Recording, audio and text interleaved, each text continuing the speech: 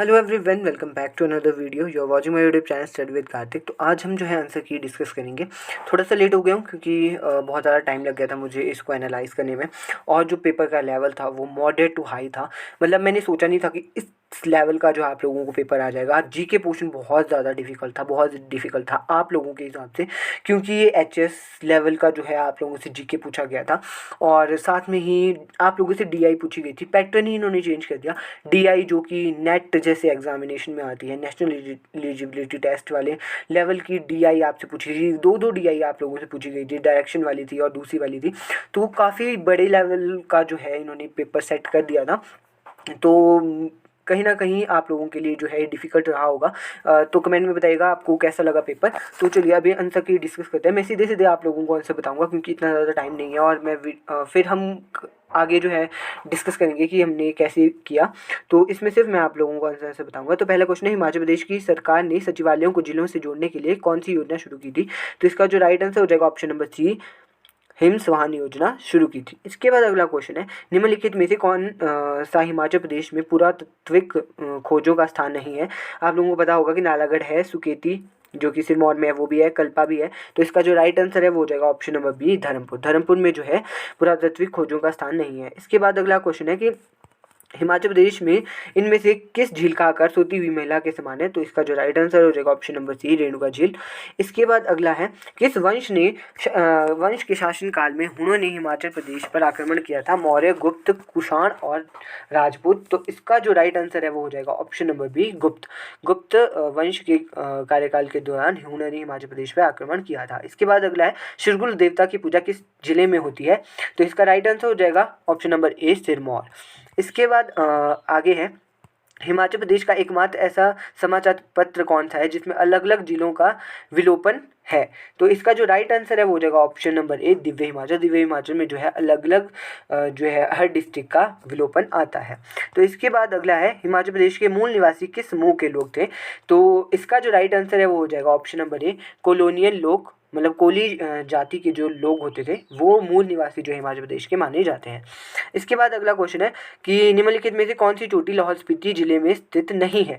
तो श्रृंगला आप लोगों को पता है कि है, मुलकिला भी है, लेडी ऑफ केलोंग भी है। तो इसका जो राइट आंसर है वो हो जाएगा ऑप्शन नंबर सी। तो ये कहाँ पे है? ये है हमारी किन्नौर डिस्ट्रिक्ट में। इसके बाद अगला क्वेश्चन है, हिमाचल प्रदेश सरकार किस योजना के तहत गरीब बच्चों के बैंक और डाकघर खातों में पैसे जमा कराती है? तो इसका जो राइट आंसर है वो हो जाएगा ऑप्शन नंबर डी, बाल बालिका सुरक्षा योजना के तहत। इसके बाद अगला क्वेश्चन है, शिमला में 1942 के भारत छोड़ो आंदोलन का नेतृत्व किसने किया था? तो इसका जो राइट आंसर है वो हो जाएगा ऑप्शन नंबर सी, अमृत कौर ने। इसके बाद अगला क्वेश्चन है हमारे सामने, कांगड़ा के निवासी पहाड़ी गांधी पंडित जवाहरलाल नेहरू द्वारा दी गई उपाधि के नाम से किसे जाना जाता है? तो बहुत इजी क्वेश्चन था। तो ऑप्शन नंबर सी, बाबा कांशीराम जो है इसका राइट आंसर हो जाएगा। उसके बाद है, मोहना प्रसिद्ध लोकगीत है किस डिस्ट्रिक्ट का है? आप लोगों को ये बताना था। कांगड़ा, शिमला, मंडी और बिलासपुर। तो इसका राइट आंसर हो जाएगा ऑप्शन नंबर डी, बिलासपुर। इसके बाद जो है अगला क्वेश्चन है आप लोगों के सामने, निम्नलिखित में से किस स्थान पर रविंद्रनाथ टैगोर ने हिमाचल प्रदेश में कुछ महीने बिताए थे? तो ये भी रिपीटेड क्वेश्चन है, मैंने आप लोगों को जीके वाले में कराया है। तो इसका राइट आंसर हो जाएगा ऑप्शन नंबर डी, डलहौजी। इसके बाद अगला क्वेश्चन है कि हिमाचल प्रदेश में दुर्लभ लाल गले वाली कब्र कहाँ मिली है? तो इसका जो राइट आंसर है वो हो जाएगा ऑप्शन नंबर ए, पौंग झील। पौंग झील में जो है ये मिली है। इसके बाद अगला क्वेश्चन है, वशिष्ठ गर्म पानी के झरना किस नदी के तट पर स्थित है? तो वशिष्ठ आप लोगों को पता है कि कुल्लू डिस्ट्रिक्ट में है, और कुल्लू डिस्ट्रिक्ट में कौन सी नदी बहती है? व्यास नदी बहती है। तो इसका राइट आंसर हो जाएगा ऑप्शन नंबर बी। इसके बाद अगला क्वेश्चन है कि कबीर के गुरु कौन थे? तो इसका जो राइट आंसर है वो हो जाएगा option number B, Ramanand. Ramanand जो है इसका राइट आंसर हो जाएगा। इसके बाद है, भारत का राष्ट्रीय जलीय जीव कौन सा है? तो इसका राइट आंसर हो जाएगा ऑप्शन नंबर सी, गंगा नदी डॉल्फिन। तो इसके बाद अगला है कि डीडीटी का आविष्कार किया गया था। तो डीडीटी का जो आविष्कार है वो किया गया था मॉसले के द्वारा। तो इसके बाद अगला है, सौरमंडल का सबसे गर्म ग्रह कौन सा है?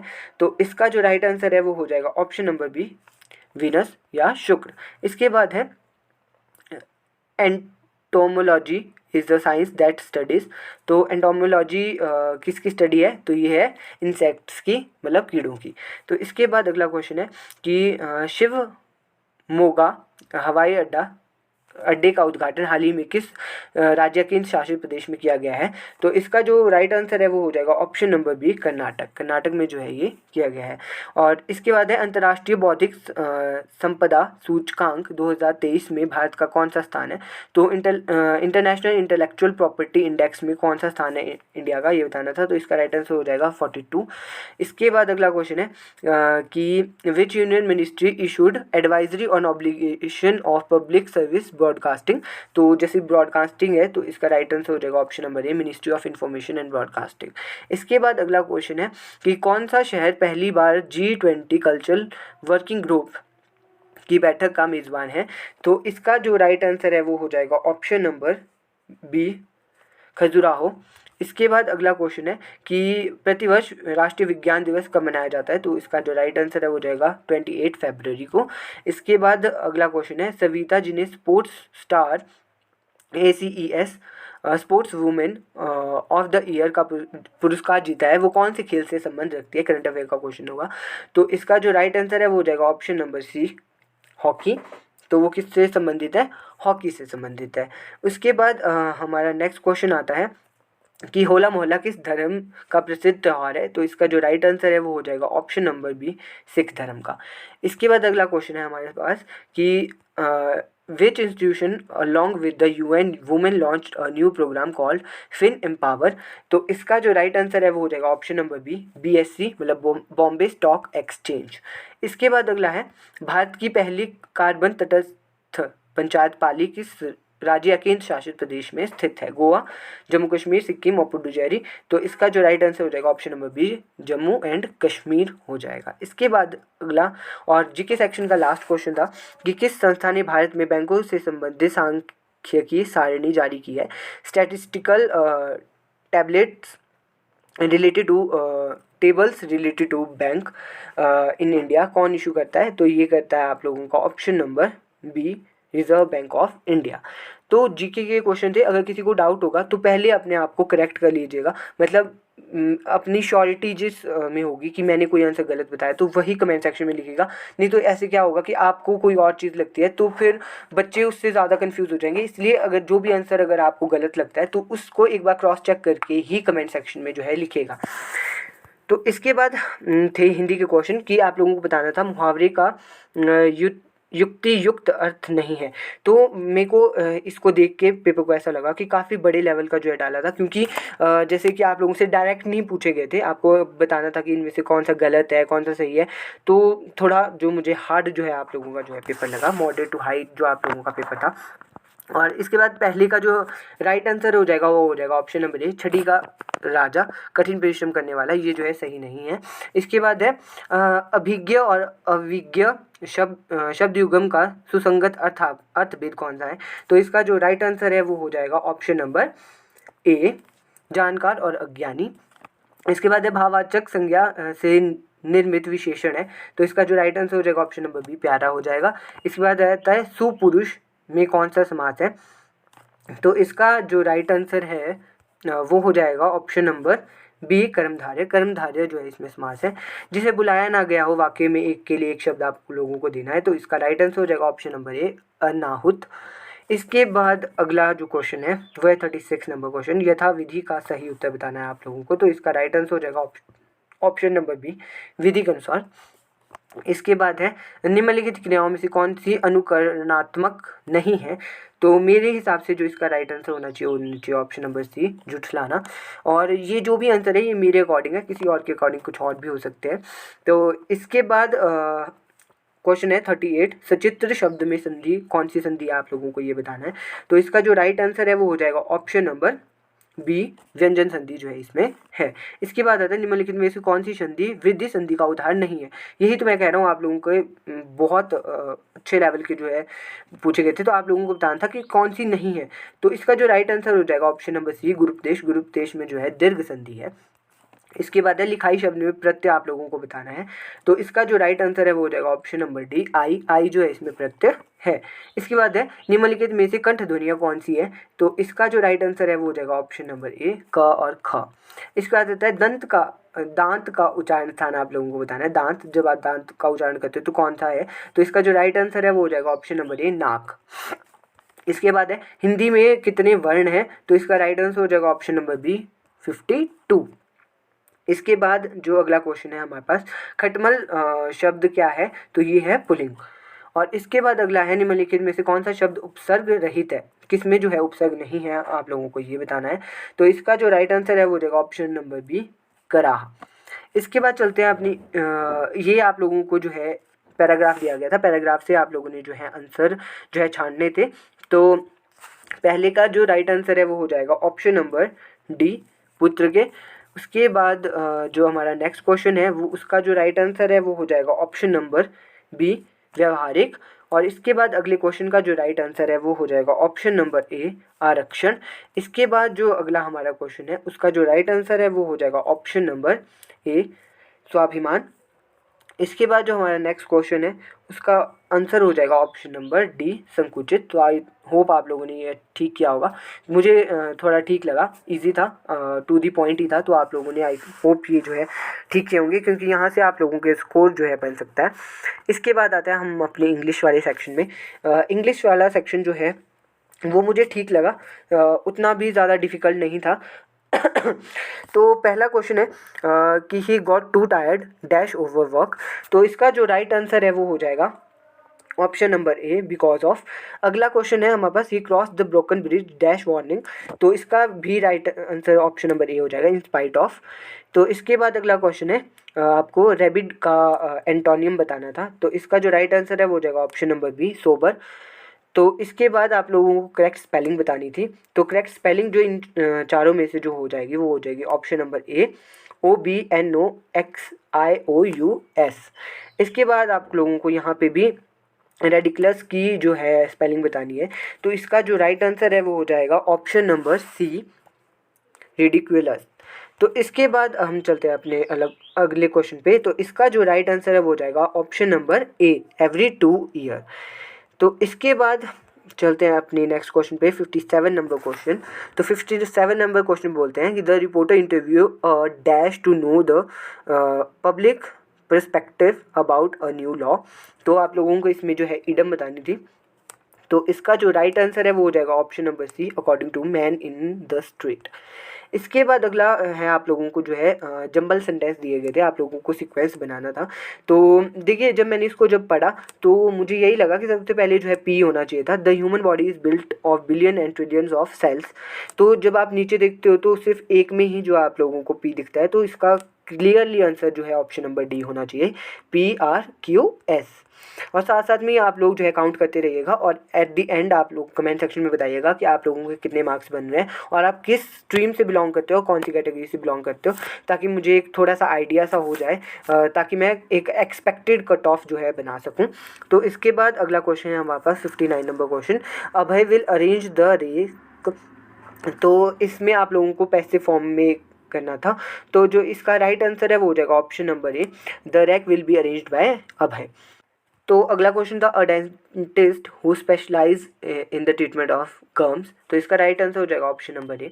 तो इसके बाद अगला हमारा जो क्वेश्चन है वो है, आप लोगों को बताना था प्लूरल, बहुत इजी था ये भी, वुमेन का बताना था। तो ऑप्शन नंबर सी जो है इसका राइट आंसर हो जाएगा।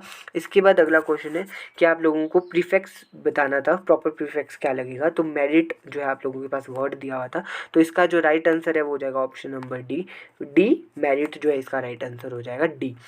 तो ऑप्शन नंबर सी इसका राइट आंसर हो जाएगा। अगला है करेक्ट सेंटेंस बताना है। इसमें थोड़ा सा कन्फ्यूज़न है बट मेरे हिसाब से ऑप्शन नंबर बी जो है इसका राइट होना चाहिए, would you like glass of water. तो इसके बाद हमारा अगला क्वेश्चन है कि ऑड वन आउट करना है आप लोगों को। तो जो इसका राइट आंसर है वो हो जाएगा option number B, radio. Radio जो है इसका राइट आंसर हो जाएगा। तो इसके बाद हम अपने अगले क्वेश्चन पे चलते हैं। बॉयज़ लाइक डैश फुटबॉल, तो इसका राइट आंसर हो जाएगा ऑप्शन नंबर ए प्लेइंग। तो बॉयज़ लाइक प्लेइंग फुटबॉल। इसके बाद चलते हैं अपने नेक्स्ट क्वेश्चन पे। तो इसके बाद आप लोगों को वही पैराग्राफ था और ये भी काफ़ी मुझे इजी लगा, इजी तो नहीं पर ठीक था, मतलब आप कर सकते थे, अच्छे से आप लोगों ने किया भी होगा, आई नो। तो 66 नंबर जो क्वेश्चन है उसका राइट आंसर हो जाएगा आप लोगों का ऑप्शन नंबर ए मोर देन 35। इसके बाद अगला क्वेश्चन जो है उसका हो जाएगा आप लोगों का option number B access, option number B access. इसके बाद अगला क्वेश्चन जो है उसका हो जाएगा option number C low income. तो उसके बाद अगला क्वेश्चन जो है वो है उसका हो जाएगा ऑप्शन नंबर सी लाइफस्टाइल।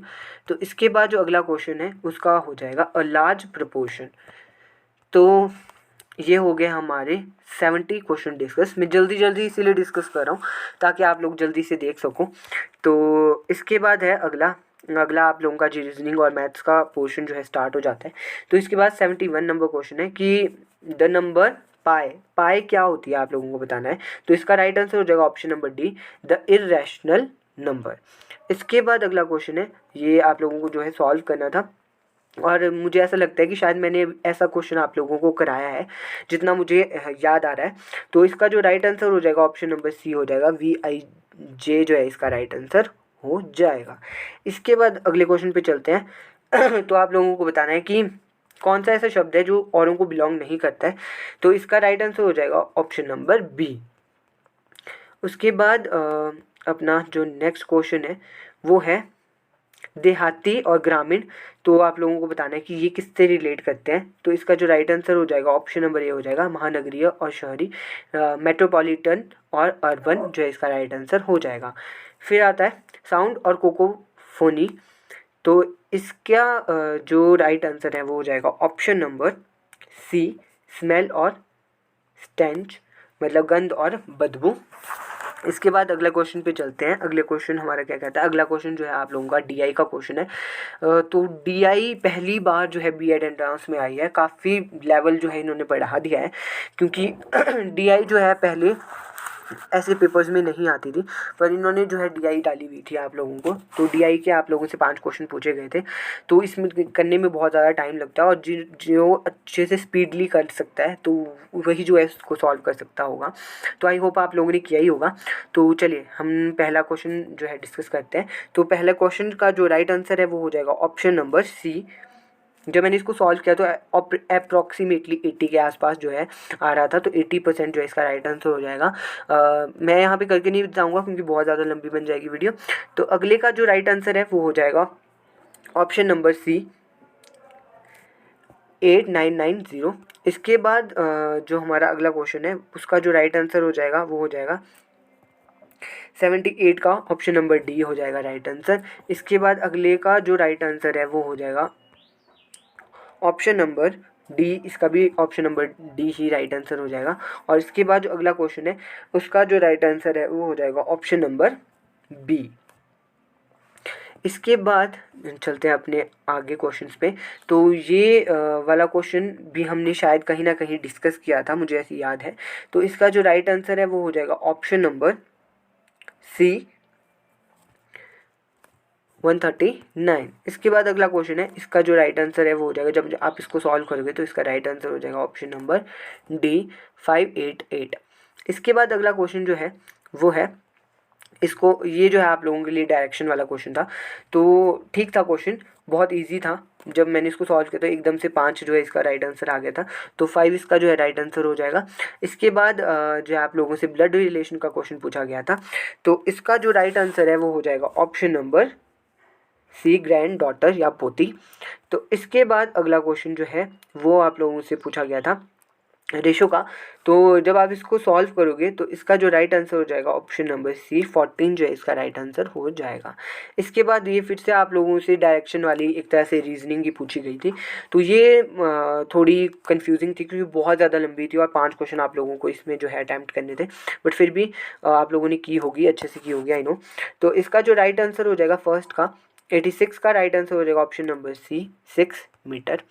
इसके बाद अगला जो क्वेश्चन है 87 नंबर क्वेश्चन, उसका जो राइट आंसर है वो हो जाएगा option number D south east. इसके बाद जो अगला क्वेश्चन है वो है हमारा 88 नंबर क्वेश्चन। तो इसका राइट आंसर हो जाएगा ऑप्शन नंबर ए 10 मीटर। इसके बाद 89 नंबर क्वेश्चन का जो राइट आंसर है वो हो जाएगा ऑप्शन नंबर ए नॉर्थ वेस्ट। इसके बाद जो हमारा अगला क्वेश्चन है 90 नंबर क्वेश्चन, इसका जो ऑप्शन नंबर डी जो है ईस्ट, इसका राइट आंसर हो जाएगा। इसके बाद चलते हैं हमने अपने कमीशन एंड कमेटीज़ के क्वेश्चन पे। कमीशन एंड कमेटी के क्वेश्चंस ठीक आए थे और कुछ ऐसे थे जो हमने डिस्कस भी किए थे।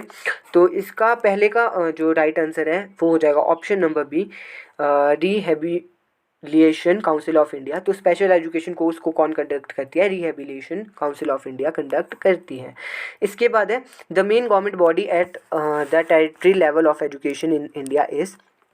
तो इसका जो राइट आंसर है वो हो जाएगा ऑप्शन नंबर सी यूजीसी।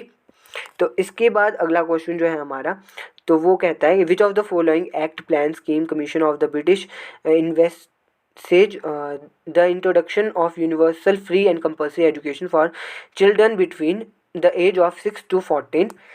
तो ये किस में कही गई थी?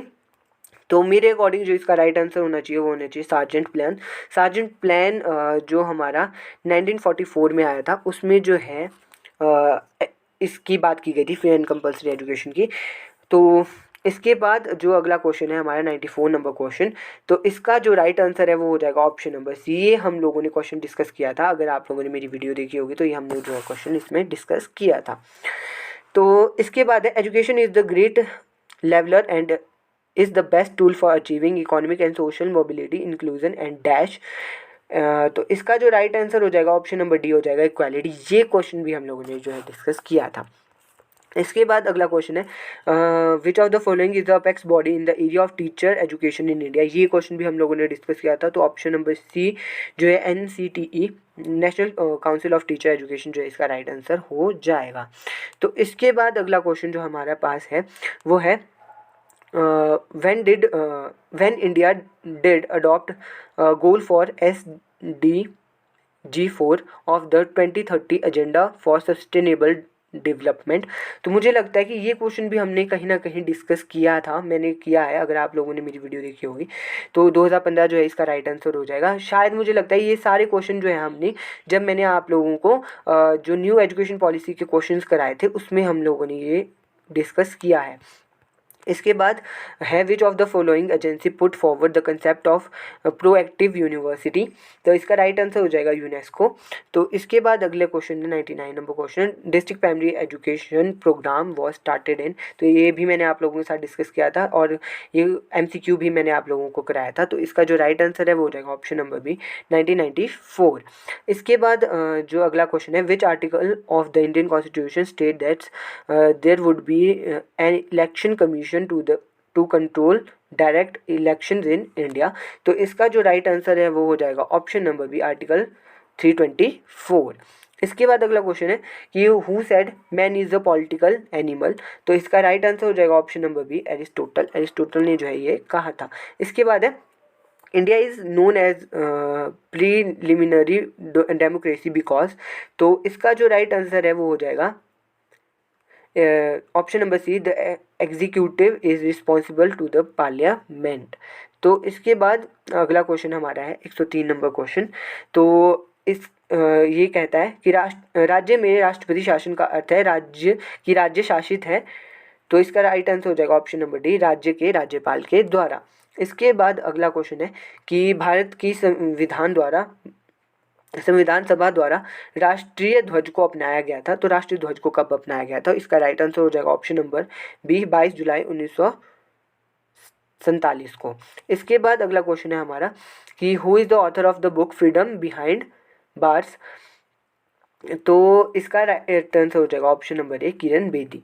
किरण बेदी जो है इसका राइट आंसर हो जाएगा। इसके बाद है which of the following commission first decentralise the primary education. अगर आप लोगों ने मेरी नोट्स पढ़े होंगे तो उसमें मैंने ये साफ क्लियरली हाईलाइट भी जो है किया हुआ था। तो इसका जो राइट आंसर है वो हो जाएगा option number A Hunter commission. Hunter commission ने जो है फर्स्ट टाइम जो है decentralisation of primary and higher education की भी बात की थी। इसके बाद है अगला question election commission is a. तो इलेक्शन कमीशन क्या है? तो इसका जो राइट आंसर है वो हो जाएगा option number a constitutional body है। इसके बाद अगला क्वेश्चन है कि भारत की नियति उसकी कक्षा में आकार ले रही है, यह कहा गया है। तो ये किस एजुकेशन पॉलिसी में जो है कहा गया था? तो इसका जो राइट आंसर है वो हो जाएगा option number C, education commission 1964 और 66 में। इसके बाद अगला क्वेश्चन है कि the member of Rajya Sabha are elected by, तो किसके द्वारा इलेक्ट किए जाते हैं? तो इसका जो राइट आंसर है वो हो जाएगा option number C, elected member of the legislative assembly.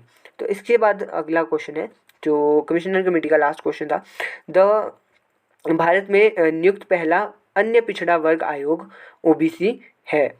तो ये किसके अंडर आता है? कमीशन में था। तो ये इसका राइट आंसर हो जाएगा ऑप्शन नंबर सी, काका कालेकर आयोग द्वारा।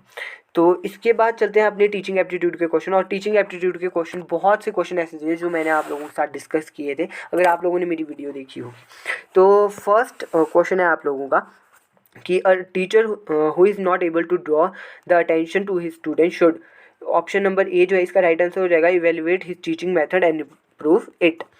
तो इसके बाद अगला क्वेश्चन है, यदि आपको सामान्य छात्रों के साथ साथ एक दृष्टिबाधित छात्र को पढ़ाने का अवसर मिलता है तो आप उसे कक्षा में किस प्रकार से उपचार देना चाहोगे? तो इसका जो राइट आंसर है वो हो जाएगा ऑप्शन नंबर डी, सामने की पंक्ति में एक सीट व्यवस्थित करें और उसके लिए सुविधाजनक गति से पढ़ाने का प्रयास करेंगे। तो ये जो आंसर है ये मेरे अकॉर्डिंग है, क्योंकि ये टीचिंग एप्टीट्यूड के क्वेश्चन वेरी करेंगे। आप किसी और की वीडियो देखेंगे उसमें कोई और आंसर हो सकता है और मेरे अकॉर्डिंग कुछ और हो सकता है। तो ये जो भी है ये मेरे अकॉर्डिंग आंसर है। इसके बाद है 113 नंबर क्वेश्चन कि कौन सी सीखने की विशेषता नहीं है? तो इसका जो राइट आंसर है वो हो जाएगा option number B, learning is always positive, क्योंकि लर्निंग हमेशा पॉजिटिव नहीं हो सकती है। मोडिफिकेशन ऑफ बिहेवियर, ये तो बिल्कुल होगा।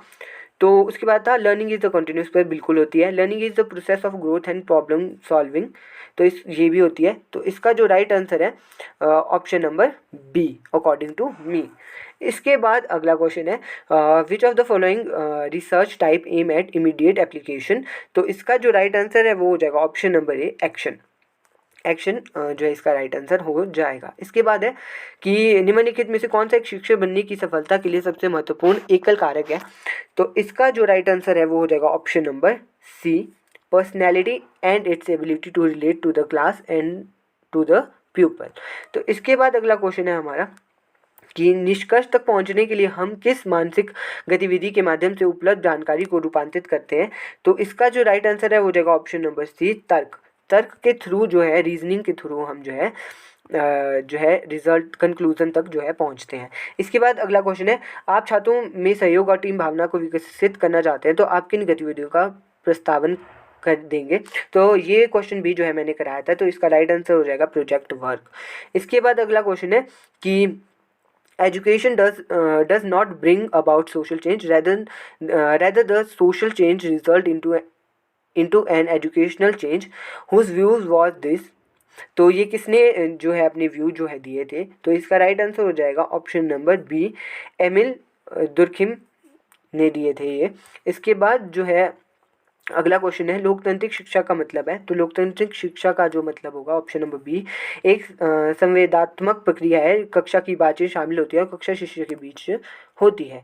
तो दोनों का क्या होगा, इसमें सामंजस्य होगा। इसके बाद अगला क्वेश्चन है, यदि एक शिक्षक किसी छात्र के प्रश्न का उत्तर देने में सक्षम नहीं है तो उसे कहना चाहिए कि वो परामर्श देने के बाद जवाब देंगे, छात्र को फटकार देंगे, कहना चाहेंगे कि सवाल गलत है, अपनी अज्ञानता पर शर्मिंदा महसूस करेंगे। तो इसका राइट आंसर हो जाएगा ऑप्शन नंबर ए।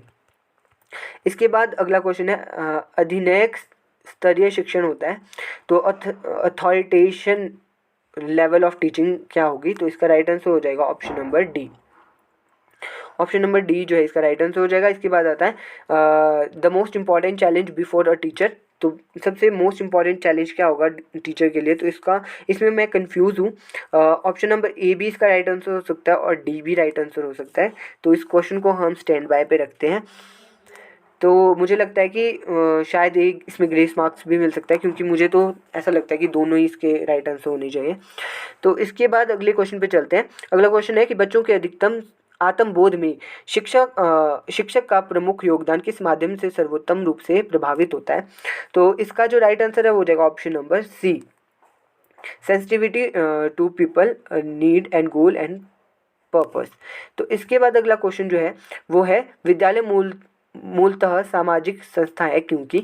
तो इसका राइट आंसर हो जाएगा ऑप्शन नंबर ए, वे हमारी संस्कृति के भविष्य की पीढ़ियों के मूल्यों को सुरक्षित स्थापित करते हैं। इसके बाद अगला क्वेश्चन है कि छात्र के प्रदर्शन का मूल्यांकन करने का सबसे अच्छा समय कब होता है। तो इसका जो राइट आंसर है वो हो जाएगा ऑप्शन नंबर डी, निर्देशात्मक प्रक्रिया के दौरान। फिर आता है इनफॉर्मल हाईवे और नेट इज इंफॉर्मेशन हाईवे और नेट इज। तो इसका जो राइट आंसर है वो रहेगा ऑप्शन नंबर बी, इंटरनेट।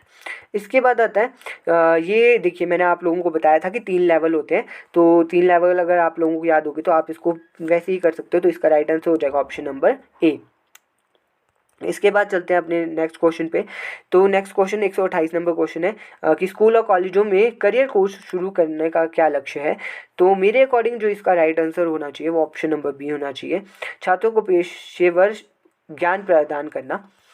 तो इसके बाद अगला क्वेश्चन है हमारा कि समूह अधीनस्थ अधिगम मतलब जो हमारी ग्रुप लर्निंग होती है से विद्यार्थियों की निम्नलिखित में से कौन सी अपेक्षा होती है। तो इसका राइट आंसर हो जाएगा ऑप्शन नंबर डी, समूह की ओर अलग अलग छात्रों को आकर्षित करने के लिए। तो इसके बाद हमारा अगला क्वेश्चन जो है निम्नलिखित में से किसी शिक्षण का आत्मनिरीक्षण स्तर भी कहा जाता है। तो इसका जो राइट आंसर हो जाएगा ऑप्शन नंबर सी हो जाएगा, रिफ्लेक्टिव लेवल। और इसके बाद अगला क्वेश्चन है कि where is the first central institution of vocational education located. तो इसका राइट आंसर हो जाएगा ऑप्शन नंबर ए, भोपाल। इसके बाद अगला क्वेश्चन है हमारा कि वैल्यू एजुकेशन स्टैंड्स फॉर। तो वैल्यू एजुकेशन का अर्थ क्या होता है ये आप लोगों को बताना था। तो option number D, all round development of personality जो है इसका राइट आंसर हो जाएगा। इसके बाद था father of psycho analytic is. मैंने आप लोगों को उस दिन जो कराया था ना, सच कहता हूँ उससे आप लोगों को 3 या 4 क्वेश्चन आए थे। तो मैं खुश हूँ कि जो मैंने कराया था वो आप लोगों को आया था। उसमें मैंने आप लोगों को बताया था साइको एनालिटिक और साइको सेक्सुअल जो थ्योरी थी या थ्योरी किसने दी थी, तो वो दी थी सिगमंड फ्राइड ने। तो इसका राइट आंसर हो जाएगा ऑप्शन नंबर डी। इसके बाद हम चलते हैं अपने नेक्स्ट क्वेश्चन में। सबसे बुनियादी मार्गदर्शन गतिविधियों में से किस एक को पहले क्रियान्वित किया जाना चाहिए। तो इसका जो राइट आंसर है वो हो जाएगा option number D, selection of curriculum. इसके बाद अगला क्वेश्चन है कि यदि कोई छात्र लगातार अपनी आंखों को रगड़ता है और ब्लैक बोर्ड के काम के दौरान असावधान रहता है तो उसे एडजस्टमेंट प्रॉब्लम है, हेयरिंग प्रॉब्लम है, विजुअल प्रॉब्लम है और उपरोक्त सभी। तो इसका जो राइट आंसर हो जाएगा इसमें भी कन्फ्यूज़न थोड़ा सा है वैसे ए और सी में, पर मेरे अकॉर्डिंग इसका राइट आंसर होना चाहिए ऑप्शन नंबर सी। तो विजुअल प्रॉब्लम हो सकती है उसको। तो ये क्वेश्चन 110% जो है गलत है, क्योंकि जो कि यहाँ पे लिखा गया है थॉर्नडाइक ने एक्स वाई थ्योरी नहीं दी थी, एक्स वाई थ्योरी जो दी थी MC ग्रेगर ने दी थी। डी इसका सही है, डी का जो सीक्वेंस सही है प्रोग्राम लर्निंग जो है स्किनर ने दी थी। मैस्लो की हायरार्की थ्योरी भी जो है मैस्लो ने ही हायरार्की ऑफ नीड थ्योरी दी थी, लेकिन थॉर्नडाइक ने जो है थ्योरी एक्स और वाई नहीं दी थी। और मॉरल डेवलपमेंट की जो थ्योरी थी वो कोहलर ने दी थी, कोलबर्ग ने दी थी। तो यहाँ पे कन्फ्यूज़न है, ये क्वेश्चन ही मेरे हिसाब से गलत है क्योंकि यहाँ पे 2 जगह जो है इनकरेक्ट है। तो इस क्वेश्चन में डाउट अभी भी मेरे मन में है, तो देखते हैं फिर क्या होता है। तो इसके बाद अगला क्वेश्चन है कि 137 नंबर क्वेश्चन। तो इसमें कहते हैं यदि कोई छात्र कक्षा में बेहोश हो जाता है तो आप सबसे पहले क्या करेंगे। हमने काफ़ी बार डिस्कस किया था, तो हम क्या करेंगे उसे प्राथमिक उपचार देंगे और नज़दीक के डॉक्टर को जो है हम दिखा देंगे। इसके बाद है the purpose of national education policy is. तो इसका जो राइट आंसर होना चाहिए वो होना चाहिए to give equal opportunity to of education to all. इसके बाद है which is not an activity of pre active phase. Pre active phase की कौन सी एक्टिविटी नहीं है। तो इसका राइट आंसर हो जाएगा option number D, starting teaching. तो इसके बाद अगला क्वेश्चन है discussion method can be used when. तो डिस्कशन मेथड कब यूज़ किया जाएगा। तो इसका राइट आंसर हो जाएगा option number D, all of these. जब डिफ़िकल्ट हो, इजी हो, वेरी डिफ़िकल्ट हो, तो डिस्कशन मेथड कहीं पे भी जो है यूज़ किया जा सकता है। तो इसके बाद अगला क्वेश्चन है कि समाज की उपव्यवस्था के रूप में शिक्षा क्या है। तो इसका जो राइट आंसर है हो जाएगा ऑप्शन नंबर ए, समाज में परिवर्तन लाती है और इसे आधुनिक बनाती है। इसके बाद अगला क्वेश्चन है कि औसत संभावित बुद्धि लेकर उवर वातावरण वाला बालक प्राप्त करेगा तो क्या प्राप्त करेगा वो? तो इसका जो राइट आंसर है वो हो जाएगा एक बेहतर जीवन। तो इसके बाद अगला क्वेश्चन है, यदि एक उच्च जाति का शिक्षक निम्न जाति के छात्रों के प्रति भेदभावपूर्ण रवैया अपनाता है तो उसका व्यवहार है, तो उसका व्यवहार कैसा होगा? तो इसका जो राइट आंसर है वो हो जाएगा ऑप्शन नंबर बी, जो है against the national spirit and the need of the hour. तो इसके बाद अगला क्वेश्चन है हमारा कि मान लीजिए आपको हिंदी माध्यम का छात्र मिलता है, उसे अंग्रेजी जिसने अंग्रेजी सीखी है, उसे हिंदी से अंग्रेजी में अनुवाद करने के लिए 5 वाक्य दिए गए हैं। एक मूल्यांकनकर्ता के रूप में आप किस पहलू का मूल्यांकन करने का प्रयास करेंगे? तो इसका मेरे अकॉर्डिंग राइट आंसर होना चाहिए ऑप्शन नंबर डी, अंडरस्टैंडिंग, समझ। इसके बाद अगला क्वेश्चन है, as a principal how would you behave with below average student? तो same as the with other student, सबके साथ सेम ही करेंगे वो। उसके बाद आता है micro teaching is useful to students of, इसका राइट आंसर हो जाएगा option number D, higher classes and primary classes both. इसके बाद आता है कि लोएस्ट लेवल ऑफ टीचिंग, ये भी मैंने आप लोगों को कराया था, तो इसका जो राइट आंसर हो जाएगा ऑप्शन नंबर ए हो जाएगा, मेमोरी लेवल हो जाएगा। इसके बाद आता है कि blackboard can be introduce in which group और कैटेगरी ऑफ टीचिंग एड? तो ये इसका राइट आंसर हो जाएगा option number B, visual aid जो है वो होती है। इसके बाद है the determination of teaching skill training is the determinant of teaching skill training is, तो इसका जो राइट आंसर है हो जाएगा ऑप्शन नंबर सी, सुपरवाइजर। इसके बाद अगला जो हमारा लास्ट क्वेश्चन था, मान लीजिए कि एक शिक्षक गंदे मजाक करने में व्यस्त है और आप भी वहीं हैं, लेकिन आप उन्हें रोकने में असमर्थ हैं, तो आप उन्हें अपने गंदे चुटकुलों में समय बर्बाद ना करने के लिए शालीनता से राजी करेंगे? तो इसका राइट आंसर हो जाएगा ऑप्शन नंबर ए। तो अब मुझे बताइएगा आप लोगों के कितने मार्क्स बन रहे हैं 150 में से with stream and with category, ताकि मुझे जो है एक अप्रॉक्सीमेट जो है कट ऑफ बनाने का या मेरिट बनाने का ये जो है अंदाज़ा जो है लग सके। सो अगर किसी को किसी भी आंसर में जो भी है डाउट है तो वो कमेंट सेक्शन में लिखे, लेकिन पहले अपने आप श्योर हो जाएं, उसके बाद ही जो है लिखे, क्योंकि नहीं तो ऐसे और बच्चे भी जो है परेशान हो सकते हैं। So thank you so much and thank you so much and wish you all the very very very best.